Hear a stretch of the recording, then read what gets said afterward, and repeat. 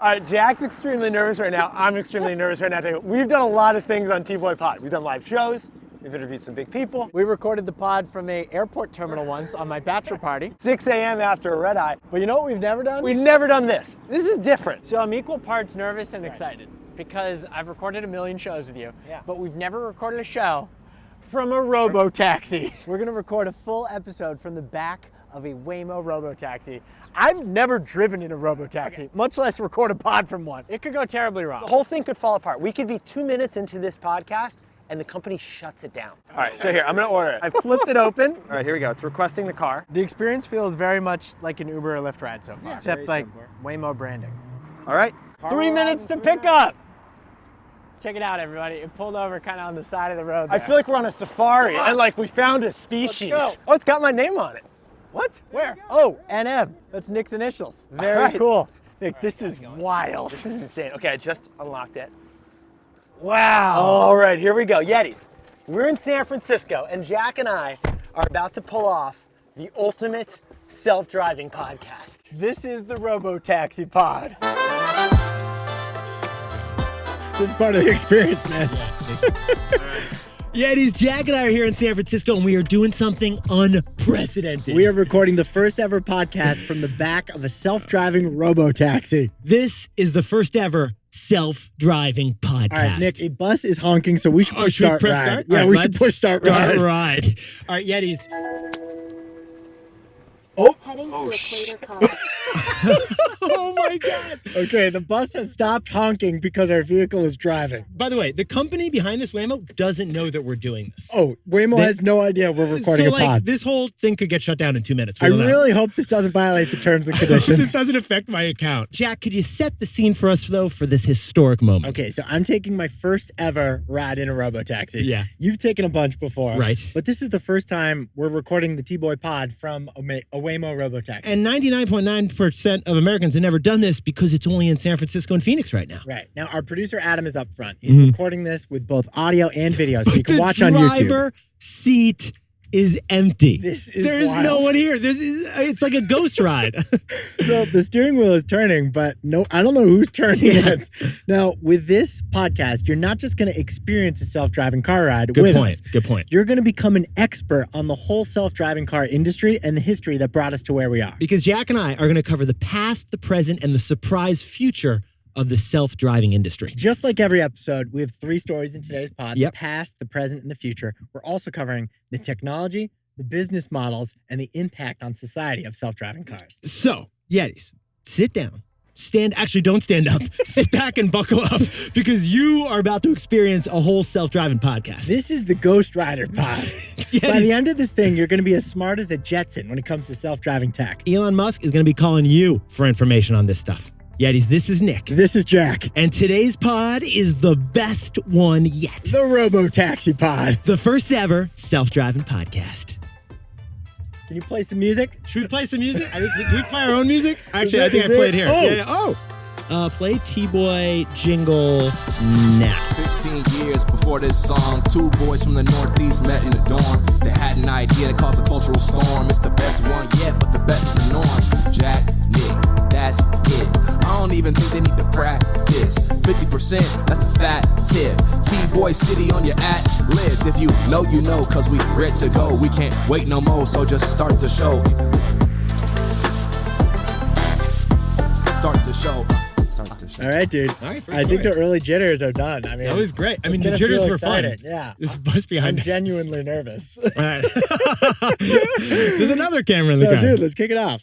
For our first story, it's the surprise past of the self-driving car. Because self-driving cars were actually invented 100 years ago, Mm-hmm. and the lesson from back then is crazy relevant for today. Jack, can we kick off this story with some trivia? Yes, we can. All right, what do we got? What was the first ever self-driving car?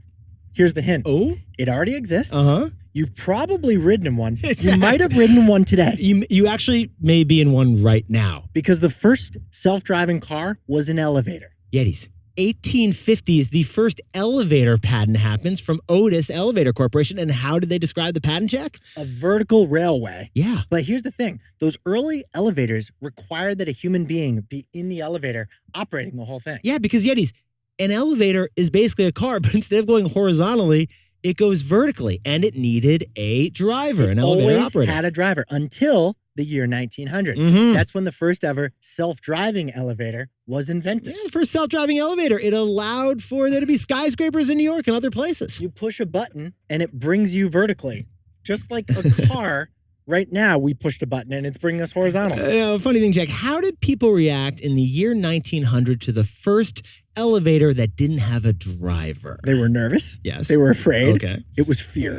It Put sounds... yourself back in the year 1900. Yeah. Cars weren't mainstream yet. Right. People were taking horse-drawn carriages and buggy rides. And suddenly you're asked to put your life in the safety of a metal box that brings you up hundreds of feet and down hundreds of feet, and there's nobody in there? Well, it wasn't just consumers who were scared of those self-driving elevators. It was also the elevator operators, which brings us to a key point, the year 1945. In the year 1945, the elevator driver industry, Mhm. which employed a lot of people in New York City, which had a lot of skyscrapers, they went on strike. Right. They were protesting the self-driving elevator invention. Okay. New York City shuts down in 1945 for like a week because the elevator operators don't show up to work. They're on strike. People can't go to work in Manhattan. The economy shut down. I got to repeat, 1945, Yeah. the industry of drivers that drove elevators, Mhm. they went on strike to protest a new technology, the self-driving elevator. Sounds a lot like the resistance to self-driving cars today. That's exactly what's happening today with self-driving cars. Okay, it's now, crazy. But here's what Jack and I found fascinating about this story. Jack, what did the elevator industry do in 1945 after elevator operators went on strike? They launched a marketing campaign to win over the hearts and minds of the elevator riding public. Oh, the elevator industry. They came out with an ad campaign showing babies and older people pressing buttons on their own, riding and driving their own elevators. Mhm. And then they added a voice to the elevator Right, a voice to box. announce that you'd arrived at the 5th floor. You were approaching to give you a human element, floor 7. which is the same thing that Apple does with Siri and Amazon does with Alexa. So, Yetis, there's freakish relevance between the first self-driving car, the elevator, and the self-driving cars we see today. So by 1950, self-driving elevators became mainstream. The drivers ended their protest, Mhm. found other jobs, and the self-driving elevator just became the elevator. Like we say elevator today, that's a self-driving elevator. You can't find an elevator today that has a driver. So, Jack, what's the takeaway for all our buddies looking at the past of the self-driving car? The biggest tech breakthroughs, they're not adapted in years, they're adapted in generations. Yetis, let's look back on that timeline. 1900, the self-driving elevator is invented. 1950, the self-driving elevator is accepted. It took 50 years, 50 years. for the invention of the self-driving elevator to become accepted by society. Well, let's now look at the self-driving car, like the one we're in right now. They've only been testing for 6 years. We're very early in the game of their adoption and acceptance from the public. So the way Jack and I see it, the tech industry has a lot to learn today about self-driving cars from the first self-driving elevators 100 years ago and 50 years The ago. lesson is it's not going to take just a number of years for this to become accepted. Right. It's going to take a generation. And that's actually normal. We've seen it in history. Resistance is normal. Great innovation doesn't take years, takes generations. I have a nervous pit in my stomach. Do you have it? Yeah, because we're recording a podcast and I'm like forgetting to experience what's I happening know, here. this is wild. Like, did you see actually someone just like waved to us over there? How far have we moved? I didn't want to pause the pod. Yeah. I didn't want to pause the pod. Like someone was waving to us because there's no driver in the front seat and we're doing a podcast studio in the back of a car. But wait, we should keep going. We got our second story. Okay, what's our second you ready? story? For our second story, we're right now in the middle of the marina of San Francisco. I used to live here. And so Jack and I want to cover the present of the self-driving car industry. The most important thing for the self-driving car industry right now isn't tech, it's trust. Funny thing Jack and I have noticed, a lot of innovations seem to come from one source in America, right, Jack? The United States government. Yeah. The U.S. government is behind like a lot of the tech that we all use. Like Jack, for example, what's DARPA? The U.S. government kicked off self-driving cars with DARPA, the United States Defense Advanced Research Projects Award Program. Okay, so this government program basically awarded a $1 million reward to whoever 20 years ago could invent a self-driving car that would go through a 130-mile obstacle course. Yeah, it was basically a challenge. It went out to all universities in the United States. They asked professors and students to create teams to build a self-driving car and complete a 130-mile race in the desert where, like, it's okay if it crashed. Now, the two of the winners of that DARPA government-led self-driving car competition challenge were a couple entrepreneurs, one from MIT and one from Stanford. Those two MIT and Stanford students, they completed in DARPA. They got the $1 million challenge because their cars finished the race. Right. And they went on to found Waymo and Cruise. Waymo and Cruise. And at that point, Silicon Valley got very interested in self-driving cars. Well, it was students in the United States government that kicked off self-driving cars and proved it was possible. Right. That's when entrepreneurs and private business took over. Okay. And that government challenge 20 years ago led to the three leaders of the self-driving car industry today. Today, the three leaders of self-driving tech are Tesla, Cruise, and Waymo. Okay, and here's what Jack and I found fascinating about these three. These three car companies leading in self-driving cars actually... Oh, hold on, Nick. Okay, so we're in the left lane and a car is turning left into a parking lot. And our ghost driver, no driver car just went around it. Just like us, it didn't want to wait for that car to turn left. Yeah, there was room in the right, so it switched. It drove to the right around the car and proceeded on. Did you see it put the blinkers on too? Did it? Yeah, put the blinkers on too. That was really cool. All right, okay, so Yetis. We are getting some very suspicious and kind of dirty looks from... Okay, this guy is staring at us. I'm waving at him. I don't think he's thrilled. He's not waving back. No, he's not a fan of this. No, he's not a fan which of this. speaks to the resistance that we talked about earlier. I think the combination of podcast and self-driving car is not loved by many people. No, dude, some people in San Francisco are definitely opposed to what's happening here. Now, Yetis, here's what Jack and I find fascinating about the self-driving car industry today. The three car companies leading in self-driving have three different business models. That's right. Let's kick it off with Tesla. Right. Tesla's business model when it comes to self-driving tech is simply to sell cars. Right. Tesla wants to sell a self-driving product, the Tesla car. Tesla was the first electric car, but now they're not the first anymore. Everyone's caught up. Yeah. So Tesla's plan to differentiate in the future is the first electric car that can drive itself. That is Tesla's approach to self-driving. Elon promised he'd have 1 million robotaxis on the road by 2020. They missed that deadline by 4 years, but that's Tesla's plan, to sell more cars with self-driving tech. The second self-driving car leader is Cruise, which is focused on building self-driving cars and self-driving taxis. Cruise has a fleet of vehicles on the road already, taking fares from passengers, just like Waymo is. They're basically building a robo-fleet. Uber, but with no driver behind the wheel. And here's the key. Uber has to send what percentage of every fare to the driver, Jack? 80%. So Cruise can make money by keeping 80% of the fare to itself. But Cruise is also owned by General Motors. Interesting. General Motors, the car company, acquired Cruise Technologies for $500 million. Back in 2016. So every Cruise robotaxi is a GM car. But every GM car is going to have Cruise's robo capabilities in the future. Right. So General Motors is using Cruise to eventually sell like a self-driving Corvette in 2028. For $10,000 extra, you can get a Ghost Rider upgrade, which is like the high-end Corvette that can drive itself. And the third leader in self-driving cars is Waymo. Waymo wants to make money by purely selling the software. Self-driving as a service. This car that we're in is a Waymo car. Yeah, it's a Waymo. But it's actually not Waymo. Interesting. It's a Jaguar. I'm looking at the Jaguar on the steering wheel right now. Right. This is a Jaguar car, but Waymo is the technology. And why is Waymo so focused on technology, Jack? Because technology is what they do best. And technology is them, because Waymo is owned by Alphabet, the parent company of Google. Instead of creating a car, which is a massive endeavor, they decided to just build like the brain and eyes of a self-driving car and sell those brains and those eyes to car companies. In other words, someday Toyota can call Google and say, hey, I want you to self-drivify my entire fleet of cars. So Yetis, that's the landscape of self-driving leaders right now. First, it's Tesla selling a self-driving car product. Second is Cruise selling self-driving robotaxi service and wanting to sell a self-driving car.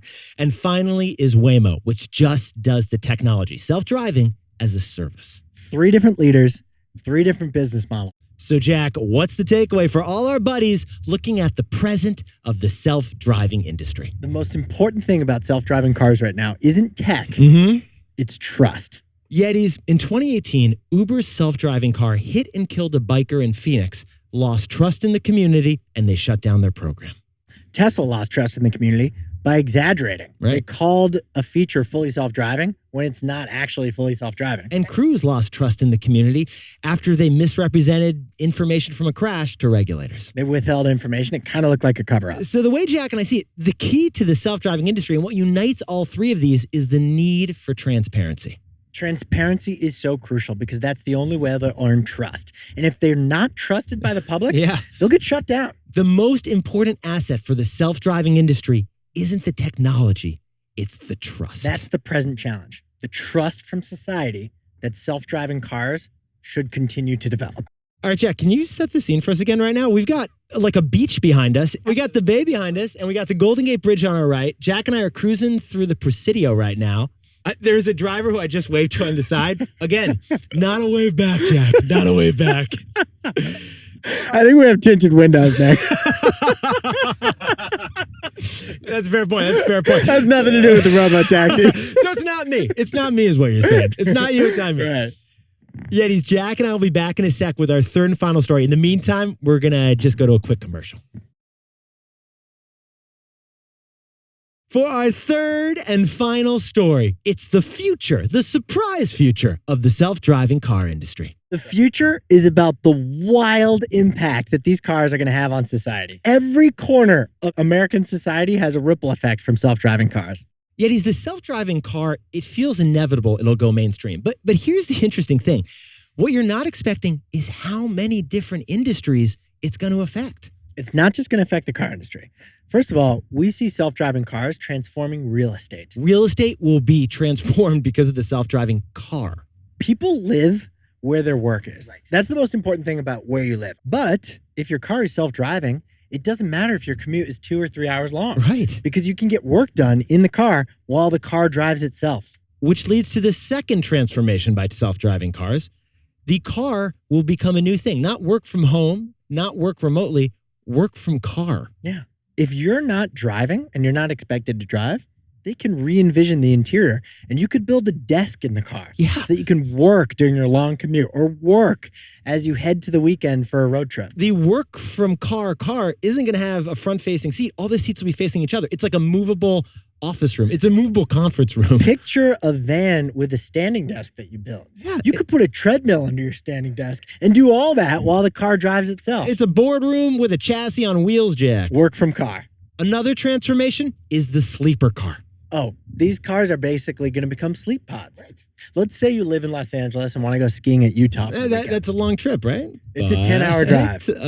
Why don't you leave at 10 o'clock at night, let the car drive you there, and you sleep in the car? Your car will have a mattress if it's a self-driving car. You wake up in the morning in Salt Lake City after a wonderful night of sleep. And the car, it pulled over and charged itself when its battery ran out. Mattress. The mattress industry is going to love self-driving cars. Isn't that exciting? That's wild. I mean, you could go on a road trip and save one night of a hotel because you did a red eye in the car. Oh, and then the self-driving car, it's actually become a revenue source for you because you're going to Airbnb your self-driving car. We call it hail mode. So let's say you got to Salt Lake City for your ski weekend. You don't need the car all weekend because you're skiing. Just open up your car's app and switch the car into hail mode. Boom. Nick, it's going to ride around, picking people up, dropping them off, and making money for you as your own ride-hail service. Totally. Isn't that exciting? Oh, the self-driving car is also going to become the #1 form of transportation for the elderly and disabled. People who are too old to drive currently depend on their children and their grandchildren. But a 100-year-old could use their robotaxi to go to the hospital, to pick up the pharmacy. It will mobilize the elderly. The self-driving car is also going to end drunk driving. Oh, this is really exciting. This is huge. I grew up in Vermont where we didn't have taxis. We didn't have public transportation. Right. If you needed to get home after a drink, the reality is a lot of people drove even though they knew it was illegal. But because they had no alternative. Self-driving cars eliminate the need for a taxi service. Switch your F-150 into self-driving mode. Boom. You had a couple drinks and nobody is endangered. The alcohol industry is going to love the self-driving car. So are public safety advocates. But Jack and I should point out, there are all these like exciting industries that will be positively affected by the self-driving car. But this also is going to affect industries in disruptive ways that you wouldn't expect as well, like long-term trucking. I mean, that's the most... Oh, we're almost here. Get your belongings. Oh, we got to get to the takeaway. Okay, hold on. I want to talk about the disruption, though. Yeah. We think long-term trucking is the first place that self-driving tech will be rolled out to society. Because think about highways in the middle of the night. From 10 p.m. to 6 a.m., long haul truckers are driving and like the road is super empty. That's where we should roll this out first, but that's going to have an impact on long-term trucking industry. The airline industry, that's going to be affected by the self-driving car. Because short trips that you might fly right now, That trip from LA to Utah for that enjoyable ski weekend? you're going to take the car instead because you can red eye from the car. Oh, and then this is a surprise. The police industry, policing cities are going to be affected in terms of how much money they make because of the self-driving car. Police departments collect a lot of their revenue through traffic tickets, but self-driving cars aren't going to speed. They're not going to miss park. So police are going to have to figure out a new source of revenue and a new way to patrol. Yetis, when you think about the future of self-driving cars, the way Jack and I see it, our kids, Jack's little Wilder, little Brooksy, my little Maxie, they're not going to have driver's licenses. They won't need driver's licenses. They won't need them. When they're 18, they won't need them. If they get a driver's license, it's for the same reason one gets a horseback license. Yeah, just for the pleasure of like taking a ride. Horseback riding's a leisure, and car driving will probably just become a leisure. So, Jack, what's the takeaway for all our buddies looking at the surprising future of the self-driving car? The biggest impact on our lives from self-driving cars may be our lives themselves. But Nick, we just arrived. Okay, so we have to actually get out as we hit the rest of the takeaway. Let's get out of the car and then do the rest of the show from another We'll finish. ride. Yeah, we'll take another robo ride. All right, so Jack, now that we're back in the robotaxi, what's the takeaway for all our buddies looking at the future, the surprise future of the self-driving car? Biggest impact on our lives from self-driving cars Yeah. may be our lives themselves. All right, Yetis, let's hit some numbers. Every year, 40,000 Americans die in car accidents. That's about 100 deaths every single day. Globally, 1 million people die every year from car accidents. It's one of the most dangerous things we do is get in a car. So with the big question, are self-driving cars safer? Really, you have to not look at self-driving cars compared to a zero tolerance policy. You have to compare self-driving car driving to human car driving. The status quo is quite dangerous. 100 Americans die every day from human-driven cars. That's what we need to compare the safety record to. Now, Yetis, Jack and I jumped in TBOY style into all the data we could find about self-driving car safety. And basically, it's inconclusive. It doesn't show you yet if self-driving cars are safer. We don't have enough data yet, but in theory, self-driving cars are safer than human-driven cars. Yeah. And if you look at just Waymo as an example, they have 40 million miles driven. That's a lot of miles. That's a lot of miles. 0 injuries A lot of and miles. 0 deaths due to those 40 million miles of driving. Now, interestingly, you'll notice that self-driving cars, when they do have accidents, they get a lot more attention in the media because it's a new technology, it's robots. That's It's healthy skepticism. a different margin of error. But if we hold self-driving cars to a zero tolerance policy in terms of safety, then we're missing a potentially huge opportunity to reduce the number of deaths caused by cars in the world. And that's why the biggest impact self-driving cars will have on our lives are our lives themselves. You ready, Nick, for the best fact yet? Yeah. Let's go. Ready to get out? Yeah, let's do it. All right, let's get out of this thing.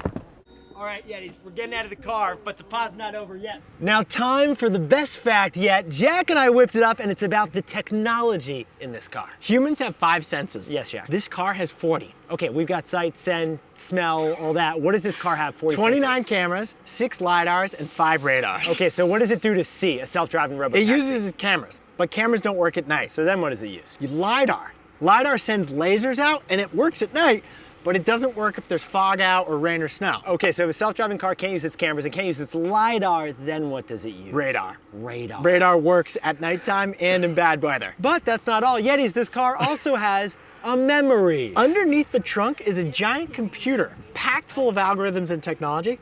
This thing has actually driven every single street and every lane in San Francisco.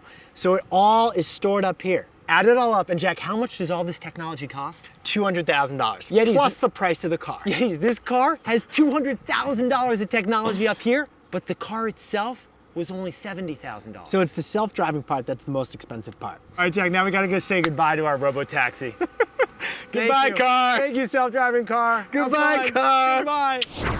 So Nick, let's talk unit economics. Yeah, that car, $200,000 of tech, which is 3 times more than the price of the car. It's a $70,000 car with $200,000 of software in it. So all in, it was 270K. Okay. that can't be economically viable. Yeah, Jack's my first thought here was these robotaxis are never gonna make money because each taxi costs like 300 grand. It's just total. too expensive to start. Too expensive. But we crunched the numbers. Yeah. This is a robotaxi. Uh-huh.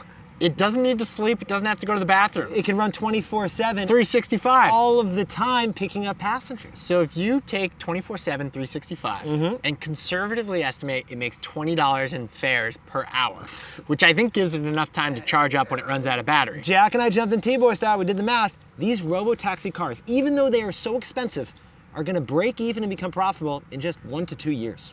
And after 2 years, it's all gravy. Yeah. It'll be money that Waymo makes or whatever robotaxi's in charge. It is a pure profit puppy. We're at the Golden Gate Bridge. We've got a beautiful day, and we know you're probably wondering, what did we think of it? Like, what's the review of your first robotaxi Waymo rides? It was absolutely incredible. This Yeah. was my first drive. This is ever. wild. Yeah, It was yeah. absolutely incredible, but it was also like shockingly mundane. Yeah, that's the same feeling I have Okay. every time I get in one of these. Is it's remarkable in that it's magic, and you're like, I can't believe It there's is no magic. driver. But it's unremarkable because 5 minutes in, you're like, wait, this just feels like a regular cab ride. It probably felt like those people taking the self-driving elevators. It's like, oh, Right. we're just going up. We're just naturally going up.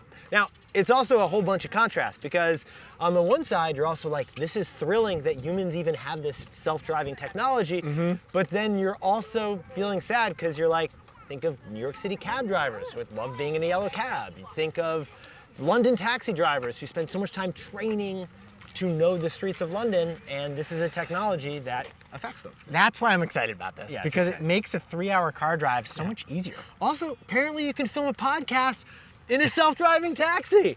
I gotta say, a couple other thoughts. Yeah, though. what do you think? I wish it would stop parking in bus lanes. Oh yeah, that was awkward. Because I felt bad that the bus drivers couldn't move. the bus drivers didn't like us. That's not a trust building thing that got in the way of buses. They got to be more aware. Like, I had felt bad. I also couldn't believe it started honking at us because we were preventing it from getting out. Like, we were preventing it from leaving. Yeah. It was mad at us. It was not happy. And I was scared when it honked right Which was at me. awkward because when you were on the inside, they had a very soothing, Yeah. spa-like It's like a voice. Dr. Jekyll and Mr. Hyde. When you get into the self-driving car, it's like you're at a spa and they're welcoming you into a massage. What else? I was surprised at the, like, polarization of reaction from people on the street. Yeah. People seemed either super interested and like pumped to see Right. it, or like really mad that there was a self-driving car in their city. So one person yelled out, "There's no driver in there," and then another person was this close to giving us the finger. another person yelled out, "There's no driver in there!" Jack, that was an amazing experience. Yeah, that was the perfect way to do it. That's together. really That was awesome. great work. So, Besties and Yetis, that was the first ever self-driving robotaxi podcast. And it was the best self-driving podcast yet, because the only one that's ever been done. It was the best one yet. Thank you for being there. If you have a buddy who's interested in the car industry or the tech industry, or who's wondering what's going on with self-driving cars, send them this episode. If you got opinions on self-driving cars, or you're curious or got questions, drop a comment in this episode. And of course, if you want the best daily business news yet, subscribe to TBOY today. Send it to your buddy Timmy. Jack and I, we're gonna check out the Golden Gate Bridge. Then we're gonna robo-taxi our ways over to a little lunch. I need some lunch, man. I'm hungry. Let's go to Taqueria. I'm exhausted. Let's go to Taqueria, That's Cancun. becoming. It's okay. It's so. I was worried, because it could have been the first ever self-driving robo-taxi Vomit.